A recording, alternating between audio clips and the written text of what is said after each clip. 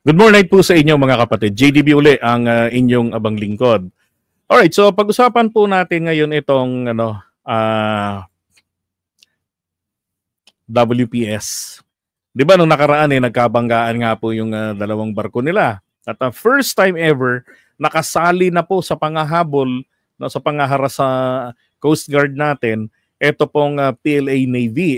Alam nyo, maituturing na po ito na excessive force. Kita nyo naman ng video, di ba? Na kung tayo ho ang inabot nun, wasak ang PCG vessel. Wawasakin talaga ng PLA Navy.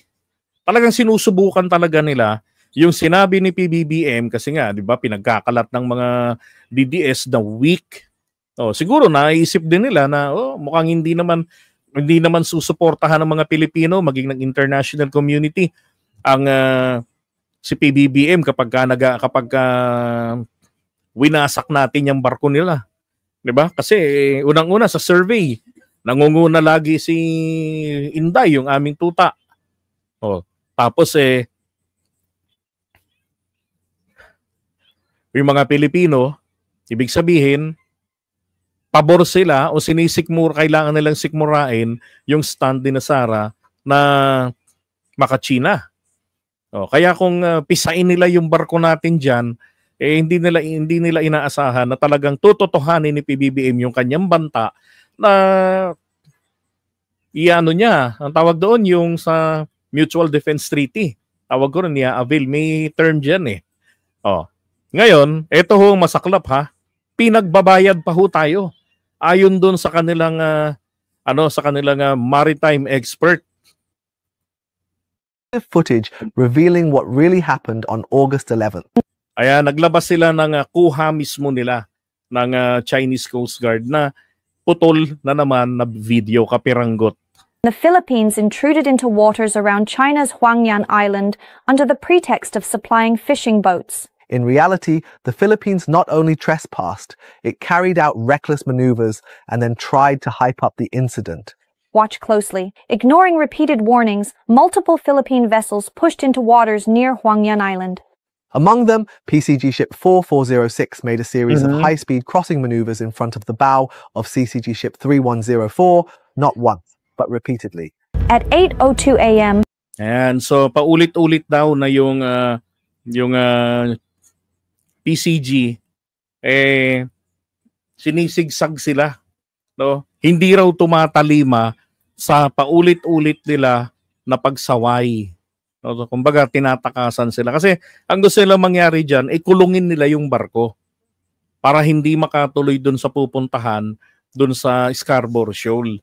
Na kung saan naghihintay yung mga mangingisda natin doon. Di ba, meron silang ginagawang kadiwa.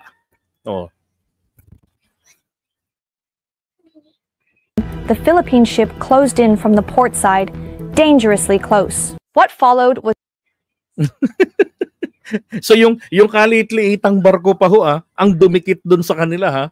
Walang iya naman talaga. No accident. It was an organized, premeditated maritime stunt by Manila. The China Coast Guard exercised restraint, holding back from using heavy firepower throughout the encounter. Then, on August 13th, a U.S. destroyer illegally entered China's territorial waters off Huangyan Island without approval. Two intrusions. Yan, ganyan sila paulit-ulit, approval. First, bakit nga ba laging sinasabi ng China na dapat kumukuha ng approval sa kanila, na walang approval yung pagpasok? Kasi kapag kumuha ng approval sa kanila, ang ibig sabihin po noon, kinikilala na ang kanilang territorial claim. Kinikilala na ang kanilang sovereignty doon sa lugar. Ganon ang ibig sabihin noon. Kaya kahit na magmukha silang tanga, kahit paulit-ulit nagbanggitin nila yon palagi, gagawin nila yon. 2 days apart, one message. Washington and Manila are running a coordinated show to turn the South China Sea into their stage. China's warning is clear. If Manila persists with provocations, it will face targeted countermeasures. Repeated provocations will come with a cost. We've obtained... Grabe, no? Repeated provocations will come with a cost. Ay nako, grabe talaga. Oh, lumalabas na kaaway nila ako rito. oops. Oy, ang aga. Yan. Ngayon, dun po sa kanilang eto si Yang Zhao, isa ho siyang maritime expert ng China. Oh. Sabi niya, this was an organized and premeditated maritime swarm operation from the Philippine side which seriously threatened the safety of the professional and restrained Chinese law enforcement vessels and personnel on the scene. Langya.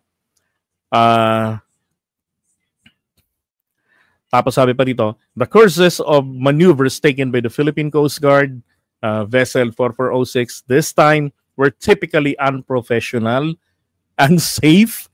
Oo, nagkabanggaan kayo eh. And non-compliant.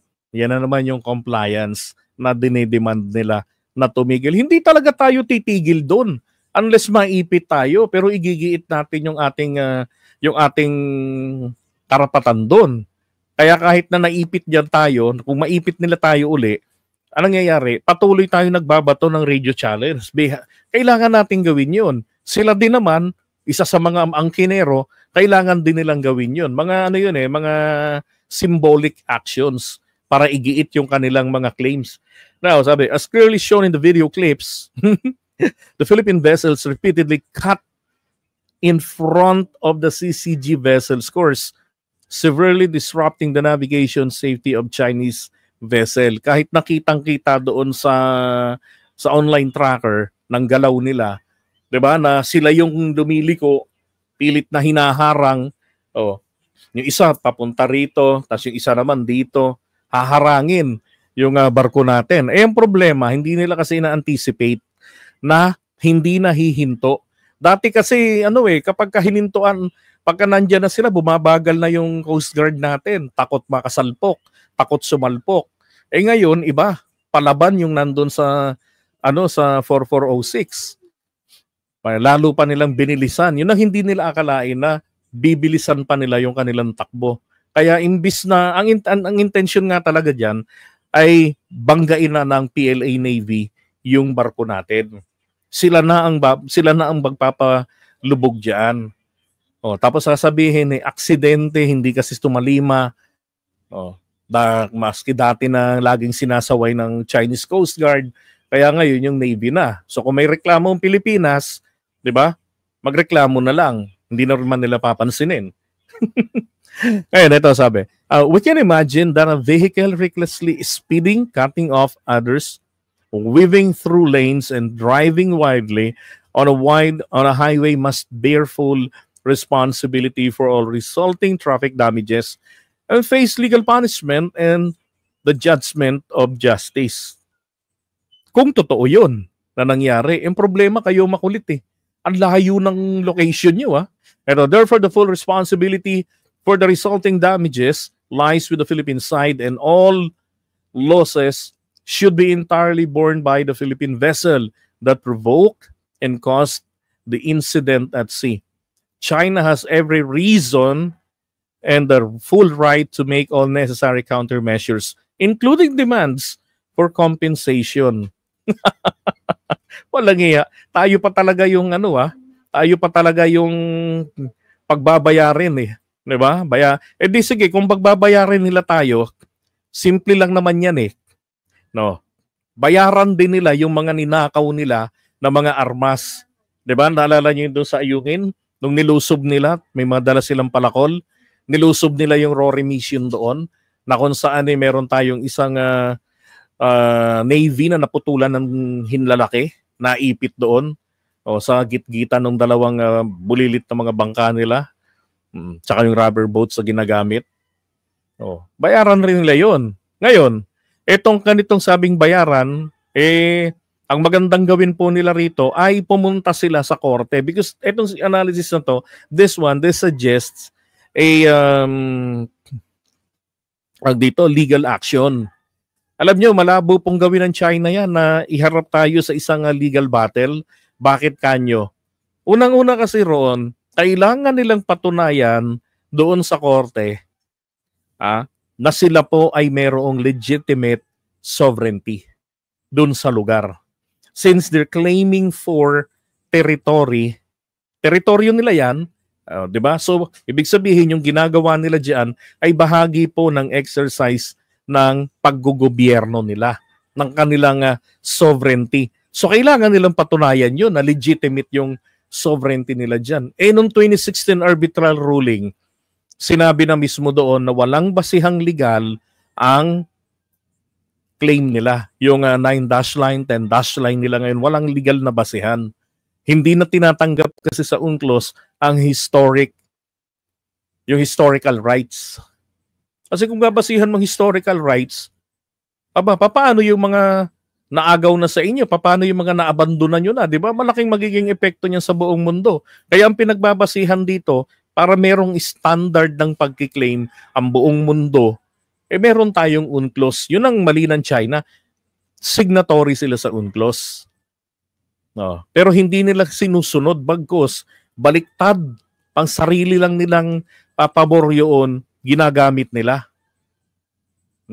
Kaya nga sabi ko, kung kikilalanin ng Pilipinas ang 10-dash line nila, naku po, teritoryo pa lang yun. So wala pa doon yung 12 nautical miles. Wala pa doon yung 200 nautical miles. So lilitaw po doon, pag-aari na nila halos ang Pilipinas, pati yung mga karagatan natin sa loob. Kasi sasabihin nila, illegal ang pwesto ng Pilipinas. Di ba? So, imagine niyo, saan ang mapa? Ito. Kita nyo yung may, yan. So dito, yung 10-dash line nila, paganyan yan. So yung pagdating po dyan sa 10-dash line nila na hanggang na ganito, mag-i-extend pa yun ng 12 nautical miles. So hanggang dito, para doon sa territorial water. Bukod doon, meron pa mula na naman dito, 200 nautical miles po. Itong Scarborough, nasa 101 lang ito kung doon nagkakamali. Kaya hindi nakasama sa Treaty of Paris yan. Kaya doon sa follow-up na Treaty of Washington, ito idinagdag. 'Di ba? So gano'n ang mangyayari rito. Lilitaw dito. Etong mga tubig natin dito, pasok pa sa kanilang exclusive economic zone. Baka makikita mo na dito na nangingisda sa loob ng dagat sa Sulusi. Paabot na ng Mindoro. Kasi sabihin nila, pasok pa ito sa aming 200 nautical miles exclusive economic zone. Mali ang pwesto ng Pilipinas. Kasi nandyan kayo sa teritoryo namin. Nandyan kayo sa sa exclusive economic zone natin. Tragis na buhay yan. 'Di ba? Tapos ito namang mga makachina, oo nga, mali nga pwesto ng Pilipinas. Kailangan talaga. Mag-apology sa kanila. Kasi nilagay tayo ng Diyos sa maling location. Aray. Yung mga asahan mo sa mga DDS, mag-isip, di ba? Baluktot. No. Pero yun ang sinasabi ho ng kanilang eksperto, sila daw ang merong karapatan, no? Maningil ng danyos dahil sila yung naagrabyado doon sa banggaan na nangyari. Namatayan sila ng dalawang tripulante yung nandun sa harapan Yung, 'di ba? Ay nako. Yun, they have to go to the court. Paano sila magdedemand ng compensation? Parehong bangka nila yung nagbanggaan. And he will challenge the case. I doubt it, sir. Yeah, kaya hindi ako naniniwalang gagawin nila yon. Unang-una kasi, isa pang problema na roon, kailangan nilang patunayan. Kailangan nilang maglabas ng ebidensya, legal, legit na ebidensya talaga, na sumusuporta sa claim nila na teritoryo nila yan. Yung arbitral ruling, valid yun. Diba? Ngayon naman, eto naman,